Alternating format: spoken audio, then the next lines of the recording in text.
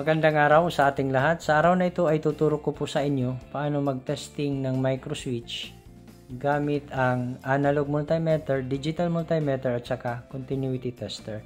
Unahin natin gamitin itong analog multimeter. Iset natin sa times 10 ang ating analog multimeter. Tapos ilagay ang isang test prod dito sa common terminal ng microswitch. Yung isa namang test prod ay doon sa normally closed o NC. Meron po tayong pointer deflection, ibig sabihin merong contact si common at saka si NC o normally closed. Ngayon, pindutin natin ang switch. Ito. Nawala po ang pointer deflection dito sa ating analog multimeter. Ibig sabihin po niyan, nawala po ang connection ni common at saka ni normally closed.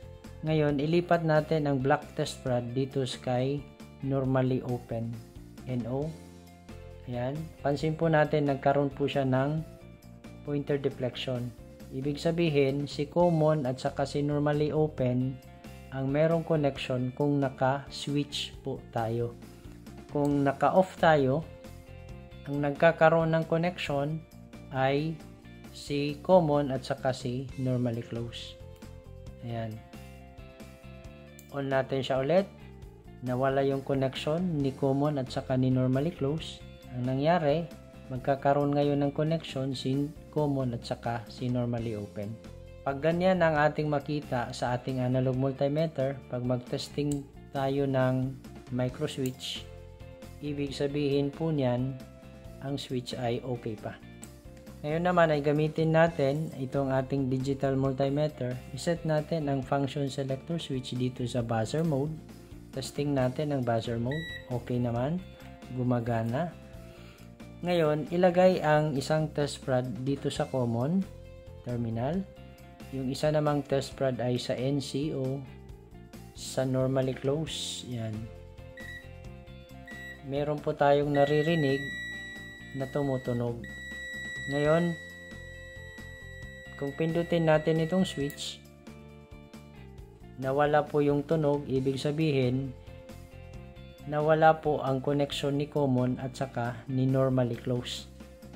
Ilipat natin ang black test prod dito sa normally open, nagkaroon siya ng tunog, ibig sabihin, merong contact si common at saka si normally open. Off natin, ayan. Ang magkakaroon ng contact ay si normally closed at si common. Kung pipindutin natin ang switch, ayan, nawala ng contact si normally closed at si common. Ang merong contact ngayon ay si normally open at saka si common. Pag ganyan ang ating marinig sa ating digital multimeter, ibig sabihin okay pa ang microswitch. Ngayon naman, itesting natin itong microswitch gamit ang continuity tester. Ilagay lang natin ang isang test prod dito sa common. Okay? Tapos, yung isa namang test prod ay dito sa NC o sa normally closed. Ayan. Nakita po natin, umiilaw po ang ating LED. Ibig sabihin, merong connection si common at saka si normally closed. Ngayon, kung i-switch natin ang ating switch, nawala po ang ilaw doon sa continuity tester. Ngayon, kung ilipat natin ang black test prod dito sa normally open, meron po siyang ilaw. Ibig sabihin, nagkaroon ng contact ang common at saka normally open. I-off natin. Nawala ang connection ni normally open at saka ni common terminal. Ang mayroong namang connection ngayon ay si common terminal at saka si normally closed terminal. Ngayon, pindutin natin ang switch. Nawala ang ilaw, ibig sabihin, nawala ang connection ni common at saka ni normally closed. Ang mayroon namang connection ngayon ay si common at saka si normally open.